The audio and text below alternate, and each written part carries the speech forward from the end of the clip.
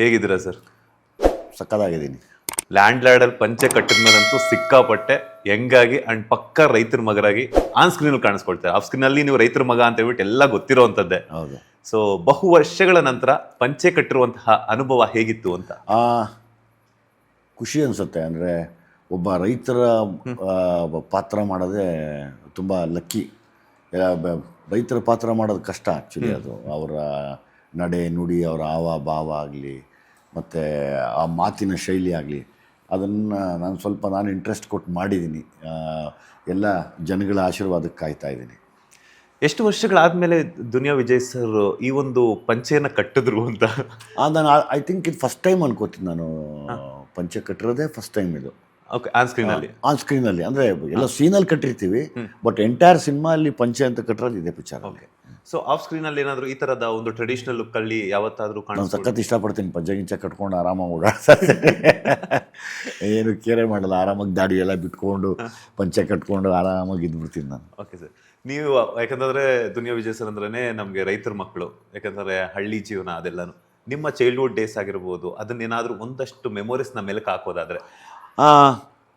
ಈಗ ಈ ಕಥೆ ಕೂಡ ನಮಗೆ ಮಾಡೋಕ್ಕೆ ನನಗೆ ಯಾಕೆ ಈಸಿ ಆಯಿತು ಅಂದರೆ, ನಾನು ರೈತರ ಮನೆಯಲ್ಲೇ ಇದ್ದು ಇವತ್ತಿಗೂ ನಮ್ಮ ಅಣ್ಣ ತಮ್ಮಂದರು, ನಮ್ಮ ಚಿಕ್ಕಪ್ಪ ದೊಡ್ಡಪ್ಪದಿರು ಅವರೆಲ್ಲ ರೈತರ ಇದ್ದೇನೆ. ಈಗಲೂ ಅವರು ಅದೇ ನಮ್ಮ ಕೆಲಸಗಳು ಮಾಡ್ತಾರೆ.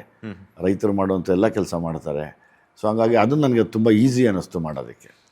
ಹೆಂಗೆ ಸೆಲೆಕ್ಟ್ ಆದರು ಅಂದರೆ, ಈಗ ನೀವು ಕೊಡುವಂತಹ ಪ್ರತಿಯೊಂದು ಸಿನಿಮಾದಲ್ಲೂ ಕೂಡ ಒಂದೊಂದು ಮೆಸೇಜ್ ಅಂತ ಓರಿಯೆಂಟೆಡ್ ಇರುತ್ತೆ. ಈಗ ಸಲಗಾದಲ್ಲಿ ಒಂಥರ ಆಗಿರ್ಬೋದು, ಭೀಮಾದಲ್ಲಿ ಡ್ರಗ್ಸ್ ಅಂತ ಆಗಿರ್ಬೋದು.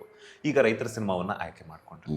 ಸೊ ನೀವೇ ಚೂಸ್ ಮಾಡಿದ್ದ ಅಥವಾ ಡೈರೆಕ್ಟರ್ ಜಡೇಶ್ ಹಂಪಿ ಅವರು ಬಂದಿದ್ದು ಮಾಡಿಕೊಂಡು? ಅಲ್ಲ, ಜಡೇಶ್ ಅವ್ರ ಇಂಟೆನ್ಷನು ಕೂಡ ತುಂಬ ಚೆನ್ನಾಗಿದೆ ಇದರಲ್ಲಿ. ಇದು ಇನ್ಫಾರ್ಮೇಟಿವ್ ಆಗಿರೋದ್ರಿಂದನೇ ನಾನು ಈ ಸಿನಿಮಾ ಒಪ್ಕೊಂಡಿದ್ದು. ಖುಷಿ ಅನಿಸುತ್ತೆ. ಅಂದರೆ ಗೊತ್ತಿಲ್ಲ, ಯಾವಾಗಲೂ ಸಿನಿಮಾಲಿ ಏನೇನೋ ಪ್ರಯತ್ನ ಪಡ್ತಾ ಇರ್ತೀವಿ, ಏನೋ ಒಂದು ಇನ್ಫಾರ್ಮೇಷನ್ ಕೊಡೋಣ, ಅದು ಪಾಸಿಟಿವ್ ಆಗಿ ಎಲ್ರಿಗೂ ಮುಟ್ಲಿ ಅಂತ. ಅದೇ ಥರ ಇದನ್ನು ಕೂಡ ಯೋಚನೆ ಮಾಡಿರೋದು.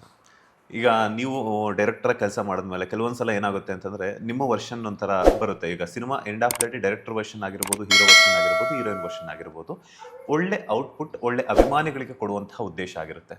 ಸೊ ಲ್ಯಾಂಡ್ಲಾರ್ಡ್ ಕತೆ ಕೇಳಿದ ಮೇಲೆ ನೀವೇನಾದರೂ ಒಂದಷ್ಟು ಇನ್ಪುಟ್ಸನ್ನು ಕೊಟ್ಟಿದ್ದುಂಟಾ ಅಂತ? ಇಲ್ಲ, ಇದೊಂದು ಟೀಮ್ ವರ್ಕ್ ಥರ ಮಾಡ್ತೀವಿ ಇಲ್ಲಿ. ಅಂದರೆ ರೆಗ್ಯುಲರ್ಲಿ ಈಗ ನಾವು ನಮ್ಮ ಪಾತ್ರ ಅಂತ ಬಂದಾಗ ನಮ್ಗೆ ಈ ಥರ ಮಾಡಿದ್ರೆ ಏನು ಅಂತ ಡಿಸ್ಕಸ್ ಮಾಡಿ ಡೈರೆಕ್ಟ್ರನ್ನ ಕೇಳಿ. ಜಡೇಶ್ಗೂ ಅದೆಲ್ಲ ಇಷ್ಟ, ಇಂಪ್ರೂವೈಸ್ ಮಾಡೋದು. ಜಡೇಶ್ಗೂ ಸಖತ್ ಇಂಟ್ರೆಸ್ಟ್. ಯಾವಾಗಲೂ ಸಿನಿಮಾ ಸೀನು ನಾವೆಲ್ಲ ಇದೇ ಮಾತಾಡ್ತೀವಿ. ಇನ್ಫ್ಯಾಕ್ಟ್ ಬೆಳಿಗ್ಗೆನೂ ಏನಕ್ಕೋ ಸಿಕ್ಕಿದ್ವಿ, ನಾನೇನೋ ಇನ್ಸಿಡೆಂಟ್ ಹೇಳಿದೆ, ಸರ್ ಒಳ್ಳೆ ಸೀನ್ ಅಲ್ವಾ ಸರ್ ಇದು ಅಂದರು. ಸೊ ಹಿಂಗೆ ನಾವೆಲ್ಲ ಲೈಕ್ ಒಂದೇ ಮನಸ್ಥಿತಿ ಇರೋರು ಸಿನಿಮಾ ವಿಷಯದಲ್ಲಿ. ಲೇಟೆಸ್ಟ್ ಹಾಗೂ ಇಂಟ್ರೆಸ್ಟಿಂಗ್ ಸುದ್ದಿಗಳಿಗಾಗಿ ಬಾಸ್ ಟಿವಿ ಕನ್ನಡ ಚಾನೆಲ್ನ ಸಬ್ಸ್ಕ್ರೈಬ್ ಮಾಡಿ. ಹಾಗೆಯೇ ಬೆಲ್ ಐಕಾನ್ ಪ್ರೆಸ್ ಮಾಡಿ. ಇದರ ಜೊತೆಗೆ ಫೇಸ್ಬುಕ್, ಇನ್ಸ್ಟಾಗ್ರಾಮ್, ಎಕ್ಸ್ನಲ್ಲೂ ಮಿಸ್ ಮಾಡದೆ ಫಾಲೋ ಮಾಡಿ.